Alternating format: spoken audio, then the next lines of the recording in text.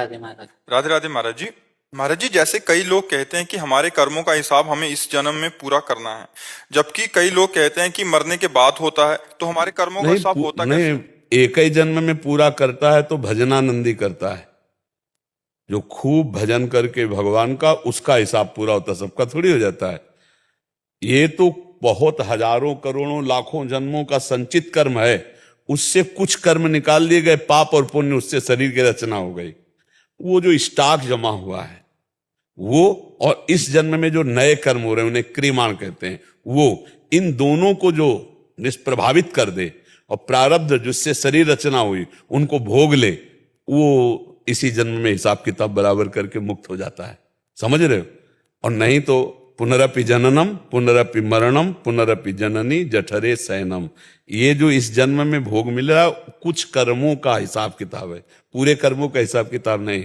जैसे पूरे कर्मों का हिसाब किताब तो फिर न्यायालय में होता है और लाठी फ्री में चलती है, नहीं? जैसे चोरी किए, गंदी बात किए तो थप्पड़े आ गए, डंडा चला, ये तो फ्री में है।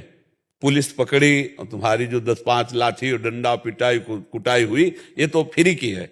जब आप जज के सामने जाएंगे तो जिस घटना जिस केस में आप गए उसका फिर वहां होगा। क्या होता है? सजा भी होती है, जुर्माना भी होता है। बोले 10 साल की सजा, 1 लाख रुपया जुर्माना होता है ना। तो ये जुर्माना समझ लो जो जन्म होकर के भोग मिल रहा है, और सजा तो नरक में मिलती है, पूरी सजा तो नरक में मिलती है। उससे बचा हुआ जुर्माना कुछ थोड़ा बड़ा वो यहां मिलता है। असली सजा जैसे यहाँ दूसरे जीव का मांस खाते हैं ना, कढ़ाई में उबाल के जिंदा, ऐसे ही वहां उबाले जाते हैं, वहां मरना तो है नहीं। उसमें लिखा है भागवत के 5वें स्कंद में, पढ़ लेना नरकों का वर्णन, अच्छे अच्छे के होश उड़ जाते हैं। देखो एक नरक भोगा इसी जन्म में, मां के गर्भ में भोगा ना, मलाशय जिसे कहा गया है, और मूत्राशय बीच में बालक होता है। 9 महीने इसमें रहे माता के, याद नहीं किसी को, रहे तो सब है, नहीं रहे, कितना कष्ट होगा। थोड़ी देर आसो पास रजाई बंद करके और फिर कोई गंदगी वाली जगह में हमको बंद करके रजाई ऊपर से करके कैसा लगेगा? प्राण फड़फड़ा उठेंगे। तो ऊपर से झिल्ली लगी हुई, नीचे लिबलिबा पदार्थ भरा हुआ है, और उसमें हम कीड़े की तरह माता के उस गर्भ में 9 महीने रहे।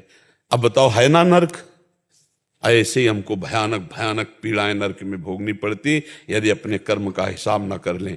ये जन्म में हिसाब कर सकते हो, भजन करके, दूसरों की सेवा करके, तप के द्वारा, भगवत भक्ति के द्वारा, ज्ञान के द्वारा सारे कर्मों को भस्म करके हम जीवन मुक्त हो सकते हैं, भोग के नहीं। इतना स्टॉक जमा है कि हम भोग के नहीं कर सकते। सोचो।